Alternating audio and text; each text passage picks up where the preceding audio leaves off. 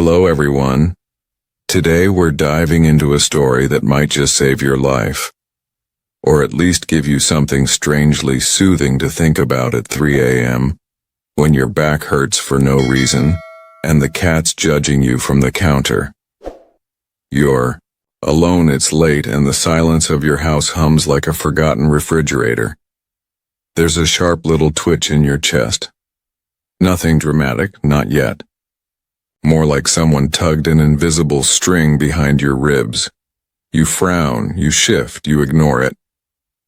Probably just gas, you tell yourself. The eternal battle cry of denial. But then your left arm feels weird. Not numb, but tight. Heavy, like you've been carrying groceries from the car while holding a grudge. And suddenly the thought creeps in. Is this it? You try to laugh it off, but the laugh comes out thinner than expected. You reach for your phone, but your fingers hesitate. You might not survive this, just kidding. But seriously, maybe. So, before you get comfortable, take a moment to like the video and subscribe. But only if you genuinely enjoy what I do here. Also, let me know in the comments. Where are you listening from, and what time is it for you, right now? Let's see if someone else out there's awake too. Now calm down, turn on the fan for some soothing noise, and let's begin today's journey of listening and healing together. You shift in your seat again, and your mind flips through a Rolodex of medical dramas you've half-watched over the years. None of them start like this. No slow ache, no sweaty temples. Just sirens, yelling, paddles. But you're just sitting in your old recliner trying to decide if this counts as urgent or just another mystery pain that comes free with Medicare enrollment. There's a pulsing in your temple now, like a drumbeat getting closer. Your breathing changes not because you decide to, but because your body is quietly panicking on your behalf. Deep inside, something tightens. You hear the slow hum of the air conditioner. You notice how loud your own blood sounds when you hold still. Here's the thing no one tells you. The first signs of a heart attack don't always feel like a Hollywood explosion in your chest. Sometimes it's just discomfort. Sometimes it's a creeping shadow in your shoulder blade. Sometimes it's jaw pain that feels suspiciously like you chewed gum too hard. That's science talking. Cardiologists have argued for decades over which symptoms should make the list. Even now they still can't agree if indigestion counts. Spoiler, it might. You remember the weird public service poster in the pharmacy? A woman holding her elbow like it owed her money. That was supposed to warn you about heart attacks? You scoffed at it then. You're not scoffing now. You stand up slowly, testing your legs. They hold, but they feel like they're thinking about quitting. The ache has grown. Deeper now, not sharp but constant, like a bad idea you can't shake. You make your way to the kitchen, partly out of habit, partly because your brain tells you, move. It's the same instinct that makes injured animals pace. But it's also a clever trick. Movement forces your heart to adapt, gives you feedback, helps you measure if you're worsening or holding steady. A small science-backed survival instinct, baked into our meat sack biology. You grab the counter for support. The granite is cool, grounding. You stare at your reflection in the microwave door, because there's something bizarrely intimate about seeing yourself in distress. You look tired, but not terrified. Yet, most heart attacks begin subtly, especially for older adults. Age makes your nerves a bit less chatty. The pain might whisper instead of scream. This is a double-edged sword. You don't suffer as much. But you also don't realize the danger until it's breathing down your neck. Some experts call these silent heart attacks. Others insist that term's misleading since your body is always talking. You just might not be listening. Now your back starts to sweat. Just a little. Your fingers tingle like they've forgotten what they're supposed to do. That's when it hits you. This isn't a drill. The couch is only a few steps away, but it might as well be a mile. You think of your neighbor, but they're on vacation. You think of your daughter, but she's 3 states over. You think of your cat again, and wonder if it would eat your face if things go south. Still, you haven't collapsed. Your heart, bless its overworked ventricles, is still pumping. But it's doing something strange. Faltering, skipping, catching itself. You press your hand to your chest and feel it. A stutter, a stumble, like a dancer tripping mid-routine. And here, in this moment of quiet chaos, you realize you're in the opening act of something big. You don't know the ending yet. You don't know if you'll make it to section 13. But you do know one thing, you're still here. And that counts for something. You slide one foot forward, then the other. Your balance wavers, like you've stepped onto a boat docked too loosely to the pier, but you move anyway. Some primitive engine inside you has started to sputter awake. Some flicker of animal instinct that knows this isn't indigestion or some cruel cosmic joke. It's survival. Your breathing is faster now, shallow, like someone trying to sneak air in without being noticed. You hate that. You pride yourself on being calm under pressure. You've lived through worse, haven't you? 2 recessions, 1 divorce, 1 spectacular misunderstanding at a family reunion. Yet somehow this moment, just you, your unreliable heart, and a fridge full of condiments, feels like the biggest test. Your hand grips the kitchen chair, the one with the squeaky leg, and you hear your own voice mutter, "Okay. Okay." Even though nothing feels okay. And that's when the panic tries to sneak in. Not the loud, screaming kind. This panic is quiet like static behind your thoughts. It doesn't tell you you're dying. It makes you wonder if maybe you're not even real right now. Your body, however, is not panicking. It's working. It's launching a full-on emergency protocol that's been evolving since your ancestors fought off saber-toothed tigers with sticks and wishful thinking. Your heart sends out chemicals, catecholamines they're called, designed to raise your blood pressure, boost your alertness, increase your chances of doing something. Your brain is flooded with norepinephrine, and somewhere in your belly, your liver releases glucose to give you a bit more fuel. You're turning into a one-man emergency room, minus the scrubs and overpriced parking.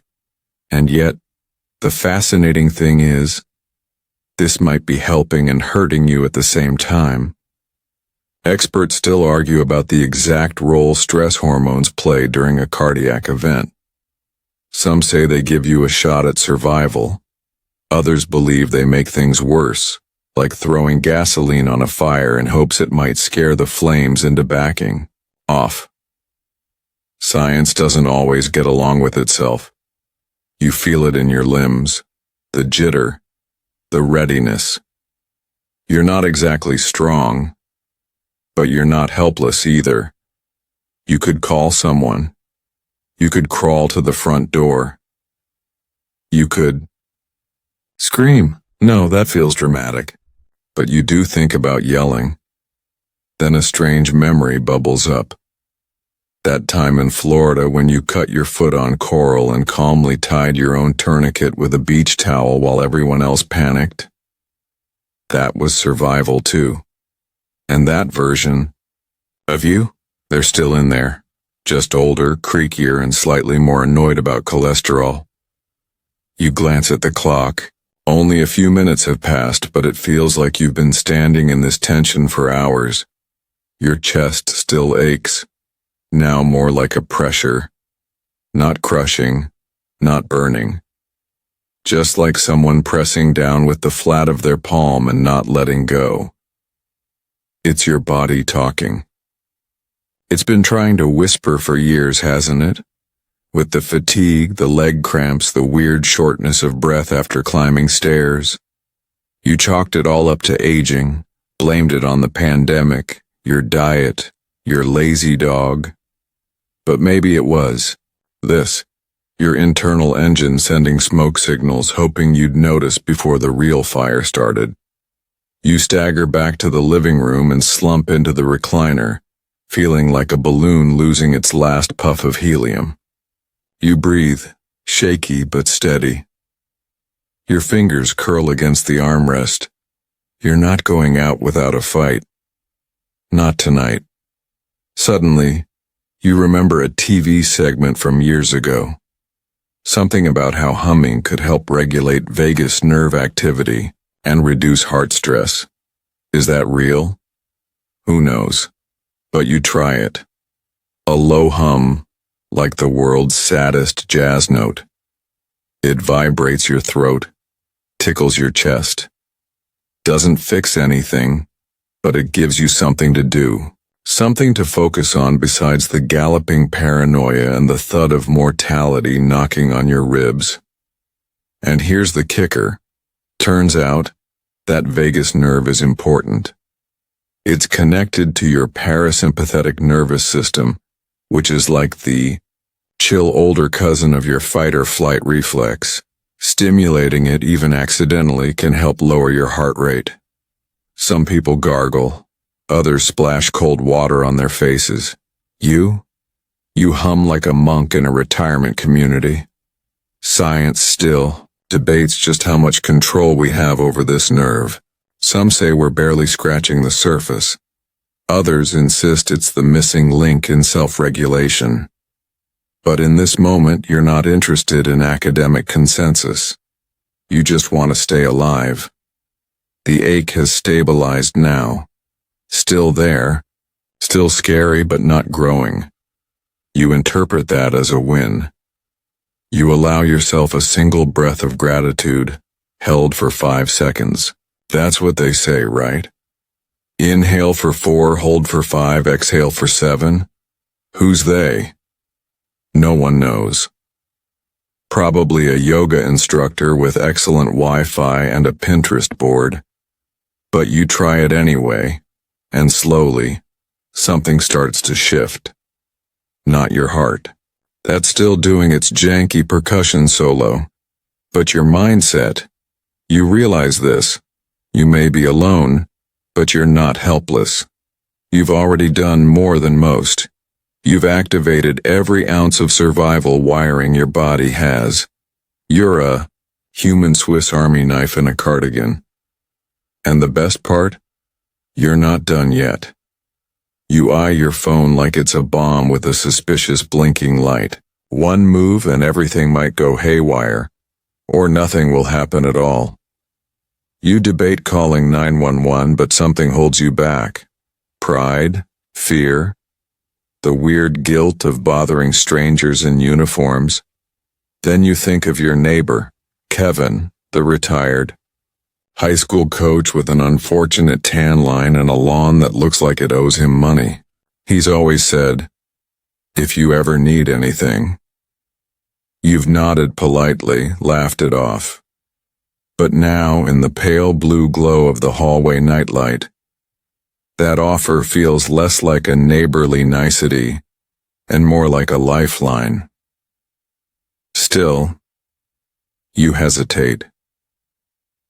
Here's the cruel trick of the human brain under stress.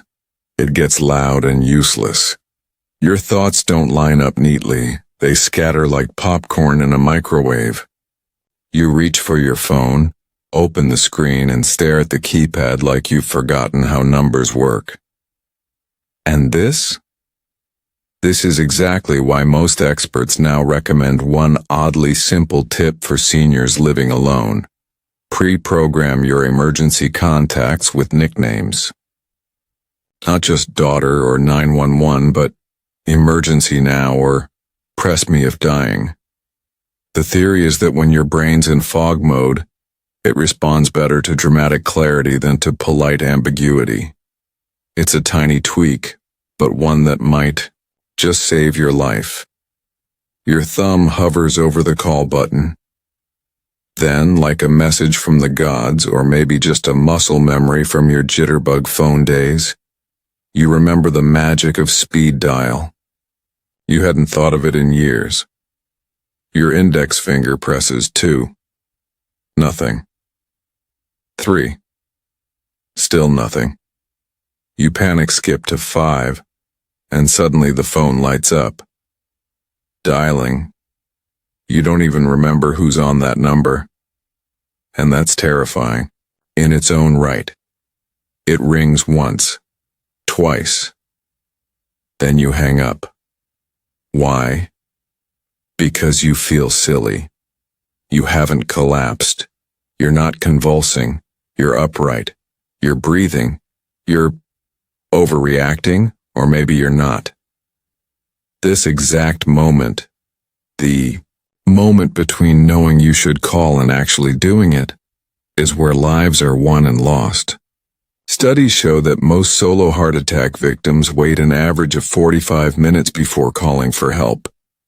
Not because they're lazy, because denial is a warm, terrible blanket. Because the drama of calling feels worse than the pain. Because somewhere, you still think this is indigestion with delusions of grandeur. You put the phone down, then pick it up, then down again. You whisper, Jesus. You whisper, maybe not. And in that quiet space, something weird happens. You start to narrate. To yourself. Out loud. Not screaming. Not pleading. Just muttering. Okay. If it gets worse, I'll call. If it doesn't go away in 10 minutes, I'll call. It's a little like bargaining with fate. Or like negotiating with a toddler in a grocery store. Calm tone, empty threats, lots of repetition. But it does something. It gives you structure. Keeps you tethered. You walk slowly back to the phone dock, then back to the couch, then to the sink. You're moving. You're tracking time. You're not frozen. That matters more than you know. Meanwhile, behind the scenes, your heart is running an underground rescue operation. Specialized cells in your cardiac conduction system are trying to re-establish a normal rhythm. Think of them like tiny firefighters on tiny radios yelling across ventricles. Come on, team, we can still fix this. And the craziest part? Sometimes they do. The human heart can recover mid-attack, especially if blood flow is only partially blocked. But timing is everything. Oxygen-starved cells start dying within minutes. You have a narrow window. It's closing. Experts still argue whether there's a golden minute or just a golden hour. The data shifts. The debates go on. But you don't have time to wait for consensus. You have time to act. Then it hits you. You don't need to call a person. You just need to be heard. So you speak aloud again. Not a prayer, not a confession. Just, I think I'm having a heart attack. Say it out loud. To no one. To the wallpaper. To the spirit of Betty White. Doesn't matter.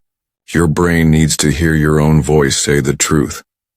It's the first step in shattering the denial, and something shifts. Not in your chest. In your resolve. You pick up the phone again. You hold it with two hands, like it's a sacred object. You hover your finger over the emergency dialer, and this time you don't back down. Because now you know. You don't call when you can't breathe. You call when you can. Your finger presses the screen. The tone starts ringing before your courage can change its mind. 1 ring. 2. And then, the click of connection. A voice, clear and young, too young for the gravity you're holding in your lungs. 1. What's your emergency? You try to speak, but the words tangle like earbuds in a pocket. Finally, with effort, you squeeze them out. I think I'm having a heart attack. I'm alone. It's the first time you've admitted it to anyone besides your ceiling fan. And saying it aloud feels like pouring cold water on panic. Unpleasant but grounding. The voice doesn't gasp, doesn't cry, doesn't even hesitate. Okay, I've got you. Help is on the way, stay on the line. And just like that, the world shifts. You're not alone in the silence anymore. You're tethered, thinly, electrically, but real. You sit down, guided by the dispatcher's voice, which has somehow learned your living room layout without ever seeing it. She talks to you like your old friends making pancakes, calm, firm, warm, like she has a candle burning and a hand on your shoulder. She tells you to chew an aspirin. You don't remember where you keep them. You say maybe in the bathroom, and she laughs gently and says, "We'll find them together." Turns out, the aspirin thing isn't just folklore, it's real science. Chewing, not swallowing. 1. 325 Leonard uncoated aspirin during a suspected heart attack can significantly improve survival odds. It works by inhibiting platelet aggregation, basically stopping your blood from forming bigger clots. Think of it as sending tiny lawyers into your bloodstream to file an injunction. But here's the kicker. Most people over 60 think they should avoid aspirin unless prescribed. That's half true. Daily aspirin? Risky without guidance. But emergency aspirin? It's like having a tiny defibrillator in your medicine cabinet. Just not as dramatic. Of course, yours isn't in the cabinet. It's in the drawer with the expired, cold medicine and a tube of aloe you swore you'd use. You dig it out, pop it in your mouth. It tastes like chalk and panic. But you chew. The dispatcher says, "You're doing great." And you almost cry.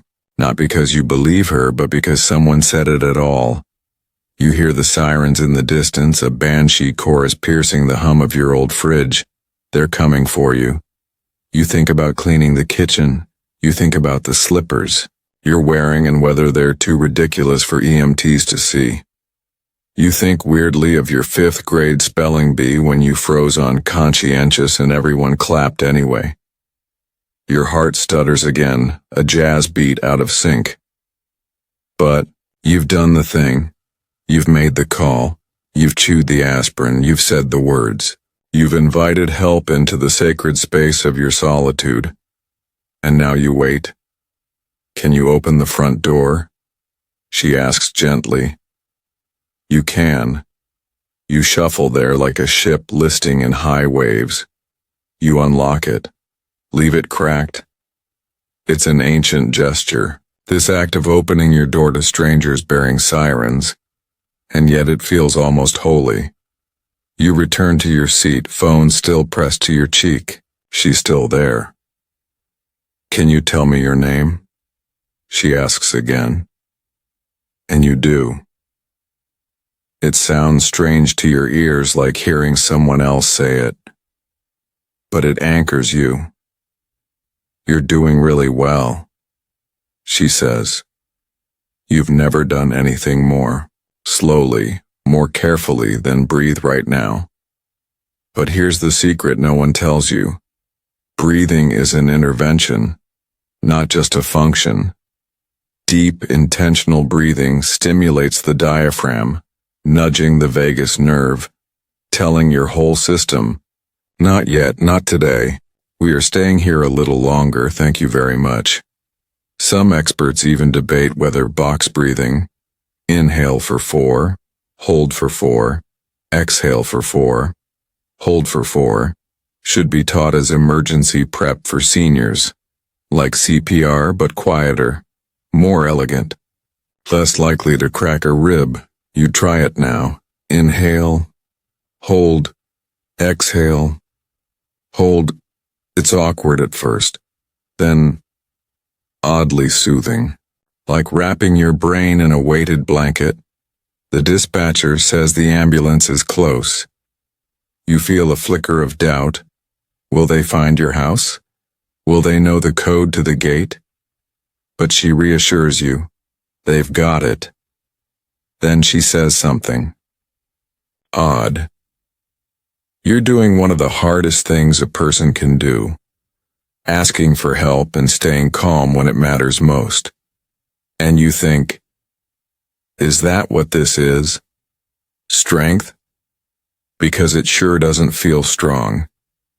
It feels like sitting still while your insides run laps. It feels like trying to remember the difference between a symptom and a sensation. It feels like being exposed, cracked open, watched by strangers through the lens of a crisis. But if she says it's strength, maybe it is.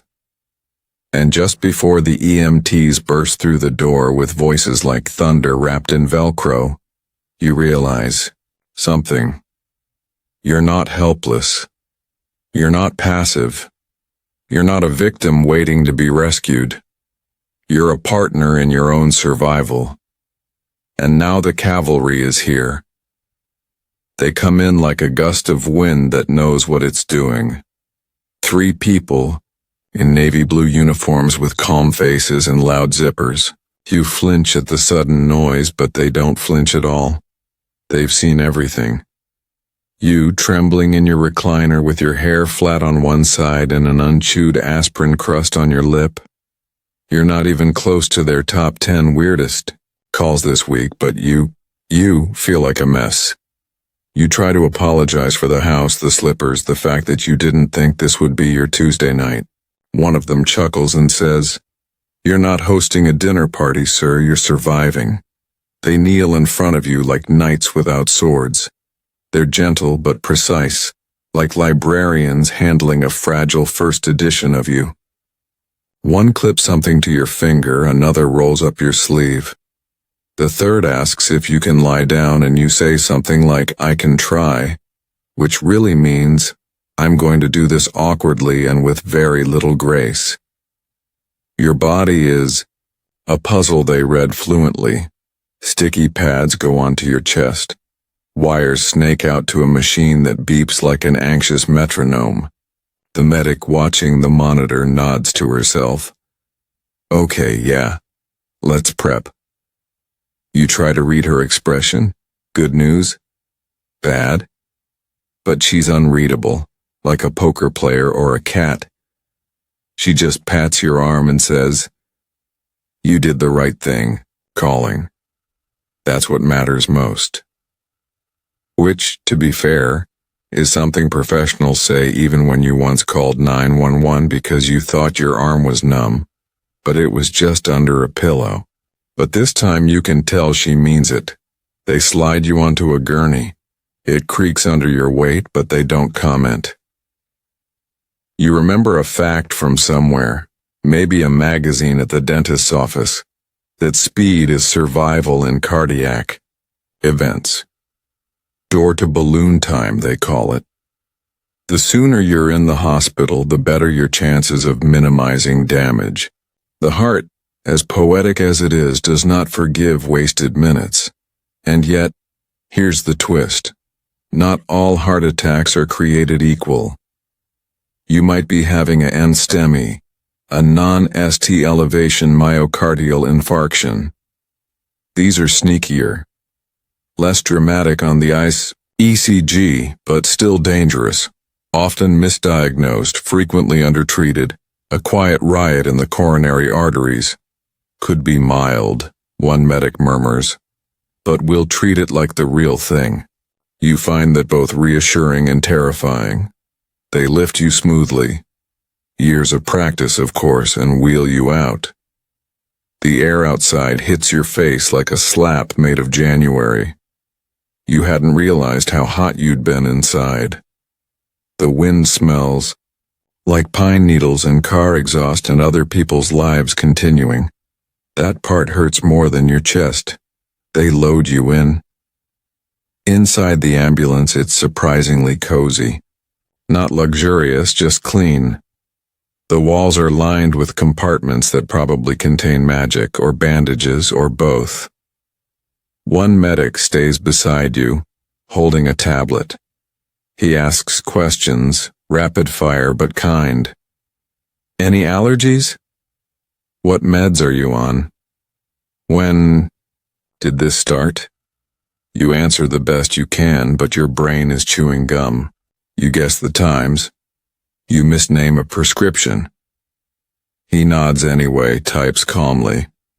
Doesn't shame you. Because here's the truth they don't put on hospital pamphlets. Most people can't think clearly during a heart attack. That's not weakness, it's neurology. And experts still argue whether rehearsing emergency scenarios helps or just creates false confidence. Some say you should practice answering these questions once a month. Others think that's anxiety in disguise. But you're glad you at least remembered your name and the aspirin. He hooks up a small IV. You hate needles, but this one barely stings. Your fingers are cold. Your breath fogs the inside of the oxygen mask they place gently over your mouth. It smells faintly like rubber bands and dentist gloves. You try to ask, am I going to be okay? But it comes out more like, okay? The medic meets your eyes. I don't know yet, he says, and bless him, he doesn't lie. But you gave yourself a better chance than most. That lands like a bell rung underwater. Muted, but resonant. The sirens wail to life. You feel the lurch of motion, the gentle rock of acceleration. Through a tiny rear window you see the trees blur past, lit by red strobes like they're on fire. You wonder if anyone you know is watching this ambulance streak through town, wondering who's inside. They won't guess it's you. You seem too stable, too normal, too alive to be inside a vehicle for emergencies. And that, right there, that's the lie you've lived with. You think survival looks like running marathons and eating kale and doing downward dog at sunrise. But sometimes survival looks like you. Soft around the edges, anxious, trying your best, chewing expired aspirin in a quiet living room. And maybe that's enough. Maybe it always has been. You expect the ER to be chaos. What you get instead is a cold blast of disinfectant air and a flurry of practiced hands. They wheel you through double doors that open like a game show prize reveal. Congratulations. You've made it to stage 2 of not dying. Bright lights slam into your eyes like you're in an alien abduction. Nurses speak in abbreviations that sound like secret codes. We've got a 62-year-old male. Chest pain, onset 90 minutes, ASA taken, vitals stable-ish. You think, do I count as stable-ish? A nurse peels off your shirt with the speed and indifference of someone late for lunch. She slaps more stickers on your chest, each one colder than the last. A tech attaches wires. Another straps a cuff to your arm so tightly it feels like a boa constrictor with anger issues. You're not even a person anymore. You're a walking question they're trying to answer. But strangely, this is comforting. There is no debate in their faces. No one here is wondering whether you're overreacting. You're not a burden. You're the job. They draw blood. The needle goes in smooth. Your body flinches anyway. They want your troponin levels. That's the golden ticket. Troponin is a protein your heart cells spill when they're dying. 2. Much troponin in your blood? That means you've got cardiac drama and not the romantic kind. Here's the fun twist. You can have a heart attack without any classic symptoms. No crushing chest pain, no arm numbness, just fatigue or nausea, or a vague feeling that something's not quite right, like your soup left on the stove a little too long. And women? Women get hit even sneakier. Sometimes all they feel is jaw tension or stomach discomfort. The body doesn't follow textbook rules. It scribbles in the margins. The doctor arrives, a woman who looks too tired to be in charge of life and death, but somehow still makes you feel like you're in excellent hands. She nods at the chart, at the machine, at you. You did the right thing, she says, like it's a spell, or a mantra passed down through generations of exhausted night shift heroes. Then comes the surprise. They wheel in a portable ultrasound machine and start scanning your heart right there, like it's a moody jellyfish. You watch the screen. It looks like a haunted lava lamp.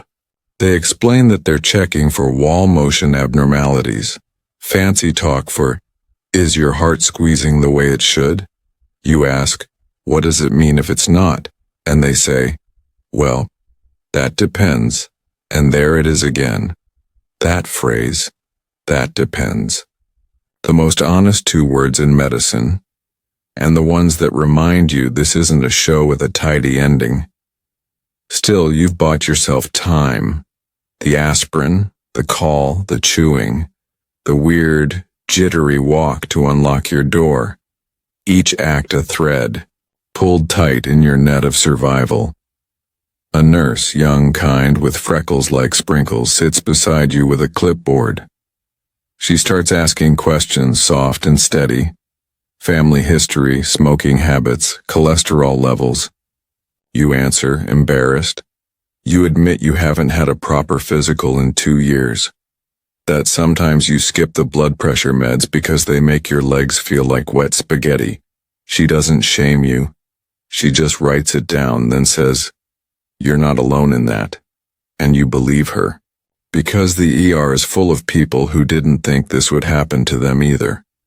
Here's a fact that always stings a little. Over 50% of heart attack survivors had no prior warning signs, no diagnosis, no real clue. Just one day, boom, your heart throws a tantrum, and experts still debate whether stress is the final straw or just the match in a room full of gas fumes. Some argue it's all about inflammation. Others say genetics are destiny in disguise. But right now, right here, all that matters is, you're in the system. You've been seen. Your blood has been labeled, analyzed, spun in a centrifuge like a carnival ride of truth. And you're waiting. Waiting in a room that hums with fluorescent light and quiet coughing, wrapped in a thin hospital blanket that smells like laundry and fear, listening to beeps that somehow now sound less urgent. You're not okay, not yet, but you're not invisible either. And that's the first real miracle of the night. They admit you. Just like that, you graduate from the emergency room to the penthouse suite of cardiac mystery, the observation unit. It's like the waiting room of heaven if heaven had IV poles and plastic pitchers of lukewarm water. You're wheeled into a room with beige walls, a window showing exactly nothing, and a TV bolted to the ceiling that only plays reruns of baking competitions. The bed adjusts with a remote which briefly makes you feel powerful, until you raise the head too far and feel like a taco that folded wrong. A nurse appears like a ghost in scrubs. She checks your vitals again, gives you a gown, and tells you to get some rest. It's adorable, really. Get some rest in a place where machines beep in Morse code and someone down the hall keeps groaning like they've been cursed by an ancient sarcophagus. You try anyway. Lying there, your body wired like a suspicious package, you start to think. Not just about whether you're dying, that's too easy, but about why this happened. You were never the healthiest, sure, but you weren't the worst. You drank the green smoothies when someone else made them. You took your walks. You cut back on bacon. Okay, slightly. And still here you are. Your chest a roulette wheel. Your heart a question mark. Turns out, there's a thing called silent ischemia. Episodes where your heart doesn't get enough blood, and you feel nothing. No pain. No warning. It's like your arteries are throwing tantrums behind your back. Common in older adults, especially those with diabetes or high blood pressure. Some experts say it's the body adapting. Others think it's the nerves shutting up at the worst possible time. You wonder, how long has this been going on inside you? How long has your heart been quietly negotiating with disaster? The doctor stops by again. We're keeping you overnight, she says, like it's a sleepover you didn't ask for. Your troponins elevated, but not dramatically. We want to monitor you, repeat tests, maybe a stress test tomorrow if things stay calm. You nod. Or maybe you blink. Either way, it's the most energy you can summon. She seems satisfied, she adds. We're not calling it a heart attack yet. Yet, the most suspenseful word in medicine. Still, they hook you to telemetry, a monitor that tracks your heart rhythm in real time and beams it to a screen at the nurse's station. Somewhere, someone is watching your heartbeat like it's a daytime soap opera. You imagine them saying, "Ooh, plot twist, PVC's in Act 3. You'd laugh if you weren't afraid it might jostle something vital. Your stomach grumbles. A tray arrives. You expect gruel. What you get is not terrible. Some chicken, a vegetable that might have once been broccoli, a roll that could double as insulation foam. You eat slowly like you're being tested on each bite, and as the sky outside turns indigo and the machines keep their lullaby of beeps and clicks, you start to feel a bit safe. You're in a place where help is seconds away. That's new. You've been used to being the help, the fixer, the one who drives someone to the ER, not the one wheeled in like a half-open suitcase. The nurse checks on you again. You ask, "Am I the oldest person on this floor?" She laughs softly, "Not by a long shot." "Am I the worst case?" "Not even close." That helps more than it should. Here's something you didn't expect to learn today. The most common time for heart attacks is Monday morning between 6 a.m. and noon. No one knows exactly why. Could be stress, hormones, the cosmic cruelty of alarm clocks. But it's true. The body hates abrupt transitions. Experts still debate whether shifting sleep cycles in older adults, those erratic squirrel-on-caffeine sleep patterns, play a role. One camp says yes. Another says it's more about cortisol spikes and social dread. You stare at the ceiling, wondering if your heart had been planning this all week. Night deepens. Machines quiet slightly. The hallway grows still like a stage in between acts. You feel the weight of everything. Your body. Your history. The sheer strangeness of being in a bed that isn't yours. Wearing a gown that shows too much of you. To strangers. And yet, you're here. You made it to the room. You're wired up and watched over. And for the first time in hours, you let your eyes close. Not out of defeat, but out of something dangerously close to peace. You wake up, but not fully. More like, come back online. Somewhere between sleep and, did I just dream that I bought a boat? The room is a soft blur. The monitor hums like an old computer. A gentle light sneaks past the blinds, casting horizontal stripes across the foot of your bed like you've been sentenced to calmness. Your chest feels not good, not terrible, like someone's pressing on it with a slightly judgmental pillow. A new nurse is there. Different energy. Quieter. Older. Eyes like someone who's seen things she's legally not allowed to talk about. She greets you with a smile that says, "You're still here." And that's the headline. She checks your chart. "How's the pain this morning?" You give her a shrug and a number. She nods like it confirms a theory she's had since 4 a.m. Cardiology.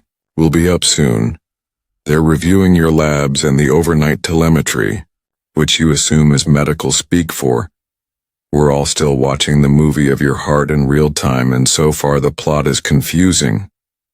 You wonder, what if nothing shows up? What if all the tests are fine? Is that better or worse?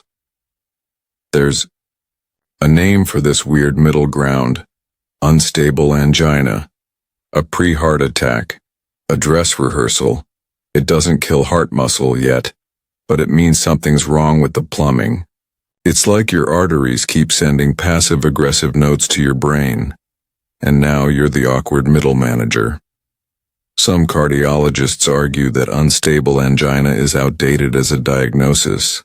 Others defend it fiercely. It's a warning bell, one camp says.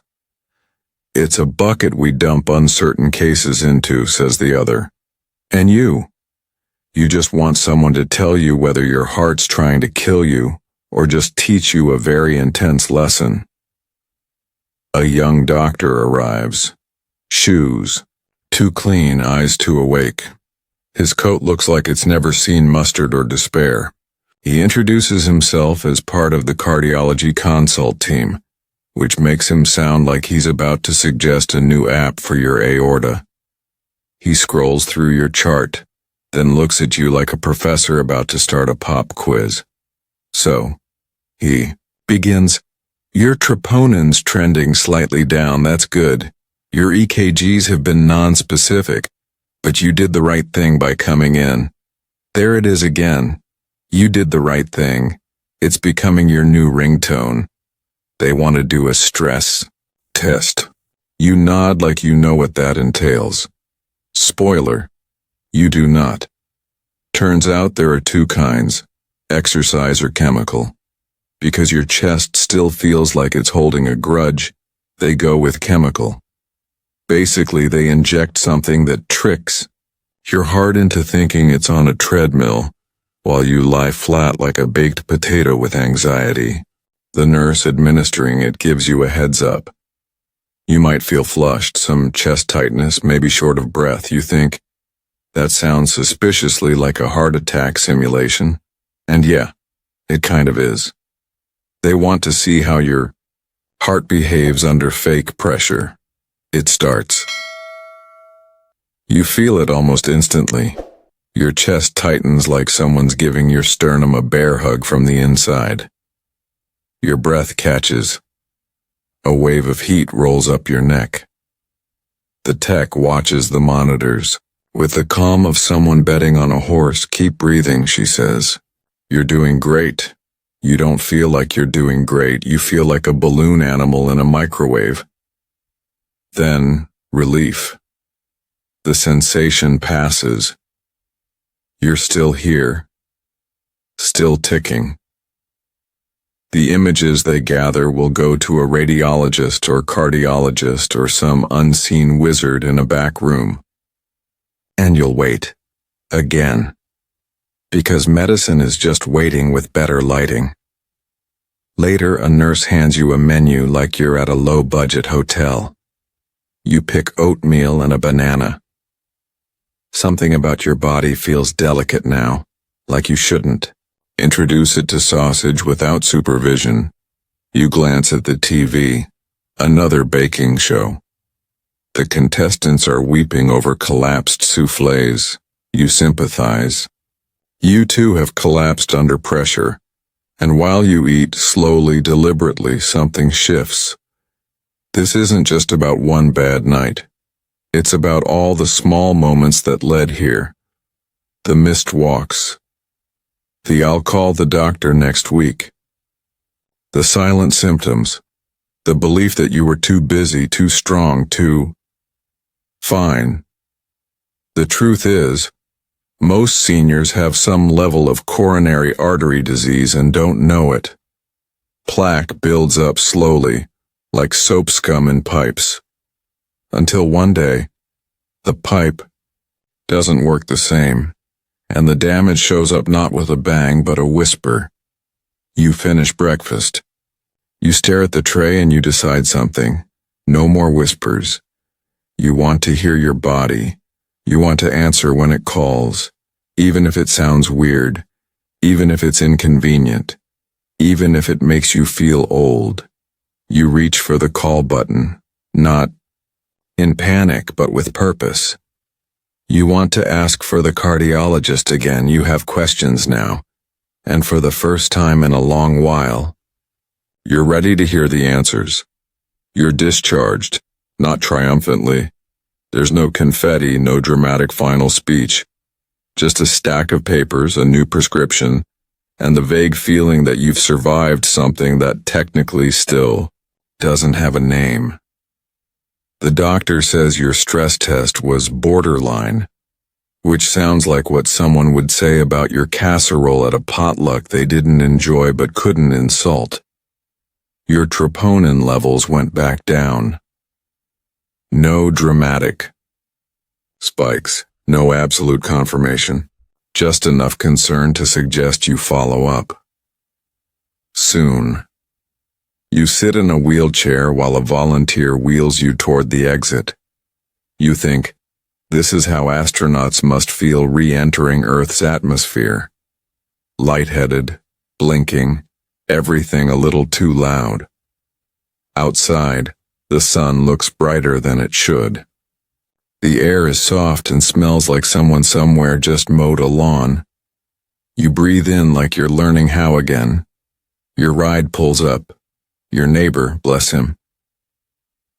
He doesn't ask many questions, just helps you in the car, adjusts the seatbelt, like he's tucking in a child. You make a note to bake him something, or buy something, or at least remember his birthday. Back home, your house feels wrong, the couch too casual, the walls too smug. It's as if the furniture assumes everything's back to normal. But you know it's not. You're different now. You move slowly, reverently, like someone entering a museum of themselves. That afternoon you read every word of the discharge paperwork. Normally you'd skim, but now you devour it like it holds secrets, and in some ways it does.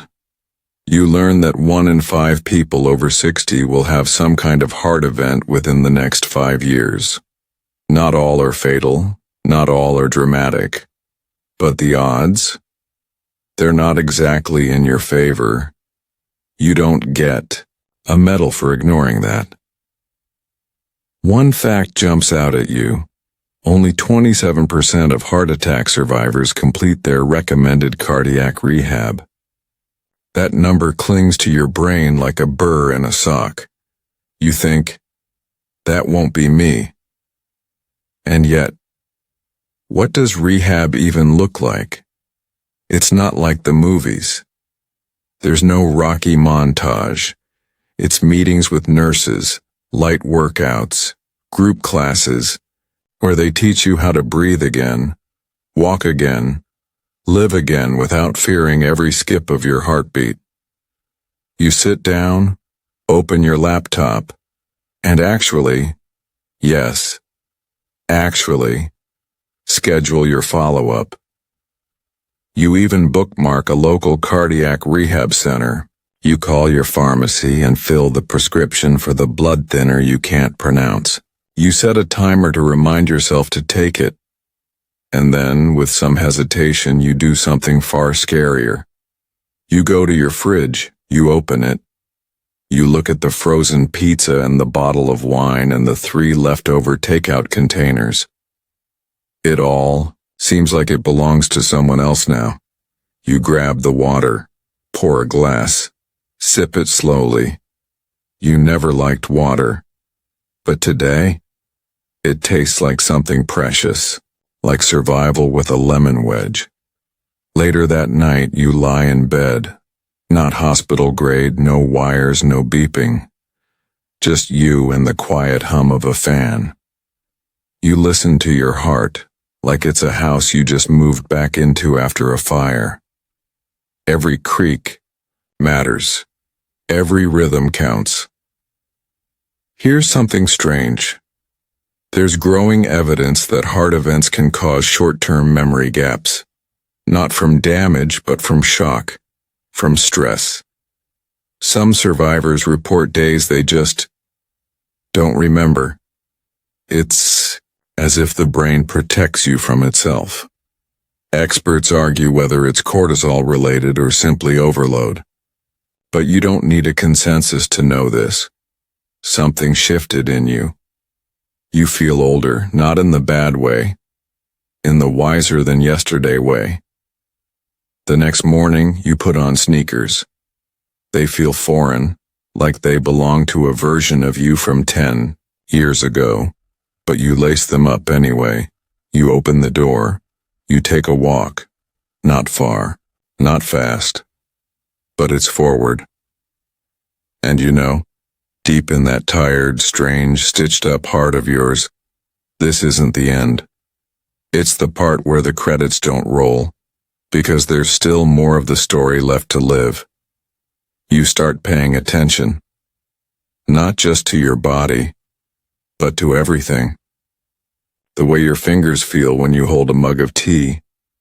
The flicker in your chest when someone startles you. The hum of your house and how you can tell which appliance is running by the sound it makes. You're becoming something between a detective and a monk. You download one of those heart rate tracking apps. You even splurge on a wearable monitor. It vibrates gently whenever your heart rate spikes, usually when you're looking at your bank statement or trying to remember your Wi-Fi password. You never used to care about numbers. Now they rule you. Resting pulse, blood pressure, LDL, HDL. You're practically your own small data center. Here's something you didn't expect. Most heart attacks in people over 60 happen without chest pain. That's right. No Hollywood clutch the pearls moment. Just fatigue, nausea, a mild sense of doom, or worse, nothing at all. That's why you're listening now. Not just hearing, listening. And that means changing things. Little things at first. You start walking 5 minutes after meals. You sit less. You stretch before bed, even if it makes you feel like a confused flamingo. You finally open that blood pressure monitor you bought during the pandemic and never used. You even read the manual. Twice. The first time you try it, the cuff inflates with the drama of a weather balloon. Your arm feels like it's being interrogated by airport security. Then it beeps and gives you a number. It's not great. Not terrible. But higher than you thought. You log it in your app like a tiny confession. A nurse once told you that blood pressure is a liar. It shifts constantly. Depending on the time of day, what you ate, how anxious you are, whether or not your neighbor mowed his lawn during your nap. Some specialists say systolic pressure should be under 120. Others say under 140 is fine for seniors. You watch them argue on forums like old jazz musicians debating which key sounds best. You choose to aim for 130. Not perfect, not dangerous. Like most things in life, it's the middle road that gets you there. Your diet shifts too. You begin examining food labels like you're defusing bombs. You discover things like sodium hiding in your favorite healthy soups. You gasp at the sugar content in your low-fat yogurt. You get weirdly emotional about lentils. At the grocery store, you stand in the produce section longer than usual. A stranger catches you staring into a pile of beets. You all right? They ask. You blink. Oh. Yeah. Just making peace with root vegetables. They nod. Been there. It's not glamorous, but it's happening. One quiet change at a time. And yet there are moments of doubt. Some nights you lie awake and wonder, is it too late? Has the damage already been done? Will your next twinge be the one? Then you remember something. The heart is one of the only muscles in the body that, even after injury, can reroute blood through new vessels. What doctors call collateral circulation. It literally finds new ways to survive. You're doing the same. One afternoon you catch yourself laughing, like really laughing, at a dumb commercial. And your heart doesn't stutter, doesn't punish you for feeling something other than fear. And you think, maybe I'm not just surviving. Maybe I'm coming back to life. You sit by your window later that day. The sun hits your living room in that cinematic way it does when you're paying attention. You watch a squirrel do something questionable with a cracker. And you think, my heart is still. Mine bruised, watched, a little more cautious than before, but it's beating. And for now, that's enough. You go to the class. Yes, that class. The one your doctor recommended, with the overly perky pamphlet showing silver-haired couples doing yoga and smiling like they've never once paid taxes. You were skeptical. Okay, you laughed. But then you signed up. Cardiac rehab, they call it. Sounds like something only athletes or movie stars do. Turns out it's more like school for your heart. You check in with a nurse. You get a name tag. They hand you a schedule like you've just enrolled in college again. Except now your major is not dying sooner than you need to. You sit in a room full of people who also look like they weren't planning on being here. One man's wearing a bowling league shirt. A woman with hot pink sneakers is texting someone named Ron Newhart. You feel both out of place and completely at home. A woman named Sandra leads the session. She used to be an ICU nurse. Now she runs rehab like a motivational coach mixed with a tired aunt who's seen it all. Her voice is part TED Talk, part group therapy. She starts with, "All right, folks, we're not here to be perfect. We're here to get better. One heartbeat at a time." Then she claps her hands. The kind of clap that makes you straighten your spine automatically. First session is all about awareness, breathing, posture. Not the exciting stuff. But Sandra says your lungs and heart are best friends, but sometimes they fight. Our job is to help them make up. You practice breathing deeply, slowly, which sounds dumb until you realize you haven't done it in 20 years. You actually feel air go into your belly.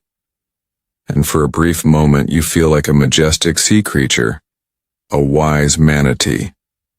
Sandra goes on. Most heart attacks happen early in the morning. Cortisol spikes, blood pressure rises. So we learn to slow the engine. Before it even revs up, you never knew that. Fact, cortisol, the stress hormone, is highest between 6 and 8 a.m., which might explain why your 7 a.m. panic always felt so personal. You write it down, not because you'll forget, but because it feels like a secret the world kept from you. Next, up nutrition basics. You groan. Everyone does. Sandra laughs. I know. We all love our bacon. But remember, your heart doesn't care what you love, it only knows what you give it. She shows you how to read a label, what sodium really means, how added sugars sneak into things labeled natural. She calls processed meat cardiac, kryptonite. A man in the back looks like he's just lost a dear friend named Salami. Here's a fact Sandra drops like a mic. Eating just one serving of processed meat per day raises your risk of heart disease by 42%. You hear audible gasps. Someone mutters, "That can't be right." But nobody argues out loud. The silence feels like a funeral for Ham. They teach you how to walk again, deliberately, with breath, with rhythm, with shoes that don't make your knees want to unionize. You do 2 laps around the small track. Your legs feel heavier than usual, but your heart, it's working. Nervous maybe, but present. After class, someone invites you for coffee. You hesitate, but you say yes. You sit outside with a paper cup and 2 other seniors who've survived worse. One had triple bypass surgery. The other had a heart attack during a cruise and got airlifted by helicopter. They tell stories like war veterans, except the war was in their own chests. You laugh together. Not the brittle kind, but real laughter. The kind that shakes something loose inside you. You forget to check your pulse, you don't count milligrams, you're just a person again. Later that night, you journal. Something new you're trying. The page isn't full of fear or stats or resolutions. Just this. Today, I walked farther than I thought I could. I breathed deeply. I sat in sunlight. I laughed. My heart noticed. Then you close the notebook, fold your blanket over your knees and turn off the light, not to escape the darkness, but because now you trust the morning to come. You begin telling people, not in a grand, attention-seeking way, just quietly, over tea, at the pharmacy. During those odd pauses in conversation when someone's just said, "How have you been?" You used to say, "Oh, fine." Now you say, "Actually, I had a little heart scare." It always gets a look. Some people lean in, others stiffen like they've touched a truth too sharp to hold. But a few soften instantly, eyes knowing, heads nodding. They've been there. Or their father has, or their best friend who didn't make it. You never expected vulnerability to feel so stabilizing. It's not that you want sympathy. What you want is clarity, something shared, because 1 in 4 deaths in the U.S. is caused by heart disease, and yet most people talk about it like it's still a private scandal. So you open the door, and people walk through. You start having heart-to-hearts, literally. Your sister admits she's been skipping her statins. Your friend Hank confesses he hasn't had a checkup since Obama's first term. A neighbor tells you he thought heartburn was just part of aging until it wasn't. And it's not just others. You begin opening to yourself. There's a moment, you're brushing your teeth, and you catch your reflection. For once, you don't. criticize. You don't sigh at the gray or the sagging, you just look and say, "You're still here." That surprises you more than the mirror. You also begin noticing things, like how your stress rises every time the news is on, or how your posture shifts after 15 minutes scrolling the same feed of outrage. You start muting group chats that feel more like alarm bells than friendships. Here's something odd and fascinating. There's emerging research that your gut bacteria can influence heart health. Yep. Not your feelings, not your fate. Your fermented pickles. Apparently, certain gut flora can raise a compound that clogs arteries called TMAO. Sounds like a villain in a sci-fi film. And no, you don't need to become a kombucha monk. But you start thinking about your food as something more than fuel. It's information. You're feeding your heart's opinion factory. You buy yogurt with active cultures. You try kefir and pretend it's not weird. You eat a salad with beans and feel for the first time like a person who makes choices, not just guesses. The house changes too. You stop skipping the meditation app your niece installed months ago. You try it, 3 minutes at a time. At first, it feels silly, like whispering to your brain. But eventually it feels like tuning an old radio to a channel that actually wants you to stay alive. You also move things around. That chair you always slouched in, you swap it for one that makes you sit tall. You put your walking shoes by the door, not the closet. You stick Post-its to the fridge that say things like, "Have water first." And yes, still breathing. Good. It's not about discipline. It's about reminders. Because you don't want to forget what this felt like. The fear, yes, but also the clarity. One morning, you realize you haven't Googled your symptoms in 3 days. That might be your biggest milestone yet. Experts still argue over what kind of lifestyle changes matter most after 60. Some say diet, some say movement, some say mindset. But you've stopped waiting for consensus. You're making your own list. You even say something bold at your next group class. Sandra asks everyone what motivates them to show up. People say the usual: grandkids, travel, not wanting to keel over at Walmart. You say, "I think I just like who I'm becoming." A quiet falls. Then someone says, "Yeah, that too." You smile. You leave the building lighter, and back home you stand by the window again. The same view, the same street. But something in you feels remodeled, not perfect, but permanent. You make a plan, not the kind with bullet points and laminated charts, though let's be honest, a label maker was considered. No, this is something softer, simpler, like a trail of breadcrumbs. You leave for future.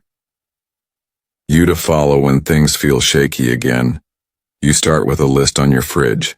It's titled, not emergency plan, but just in case I get stubborn.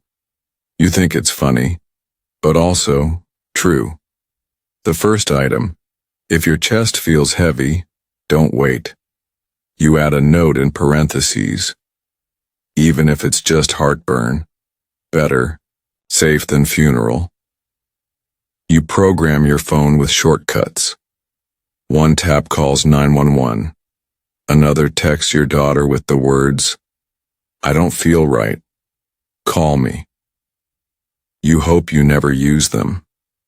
You're proud that they're there, and you put a small bottle of aspirin in the drawer by the bed.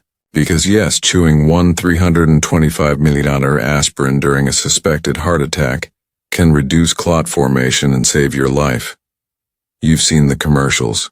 You've read the arguments. Baby aspirin daily? Only during a crisis?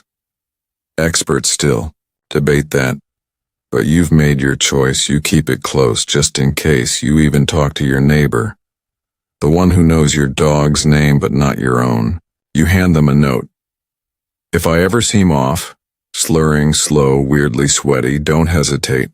Knock, call help. They blink, surprised, then smile. I got you. Just like that, you've added one more thread to your safety net. You place a copy of your medical info, blood type, medications, allergies in your wallet. You tape a duplicate inside the kitchen cabinet. You begin seeing the world as a map of preparations, not paranoia.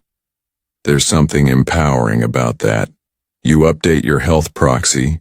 You write a note that says, I want to fight, but I also want peace. You leave it where it can be found, not morbid, just responsible, like cleaning out your inbox. Except it's your life. You also do something a bit more dramatic. You record a voice memo. You say your name. You describe what your symptoms felt like when you had that scare. You say, if someone is hearing this and I've collapsed or gone quiet, please call for help. Stay with me. It's the weirdest file on your phone, but when you play it back, something inside you nods. Like a ghost version of you reaching back through time to say, good job. You didn't ignore me. And then you live your life. Not like someone waiting for another heart attack, but like someone who understands their heart is a partner now. Not a ticking bomb, not a drama queen, just a quiet, hardworking friend. You get a plant. A low-maintenance one like a snake plant or pothos. Something green that thrives with steady care. You name it Larry. You say good morning to Larry. Larry reminds you, growth doesn't have to be fast to be real. You begin collecting songs again, not sad ones, not inspirational playlists called Beat the Odds, just music that makes your shoulders sway. You hum while cooking. You notice the sun more. You swear your toast tastes better, and yes, you're still checking in, still measuring, still aware. But it doesn't feel like fear anymore, it feels like respect. That night you fall asleep a little easier. Your body isn't perfect. Your heart still skips occasionally, usually when you remember that embarrassing voicemail you left for your dentist. But the panic doesn't follow. You've done what you can. You've made friends with the truth. You're still here. You're listening. You're choosing, and for tonight, that's more than enough. Now slow down, breathe gently. Let your thoughts float out of your chest like steam from a quiet cup of tea. You've made space for healing, without panic, without shame. Maybe your heart isn't just surviving. Maybe, just maybe, it's beginning again.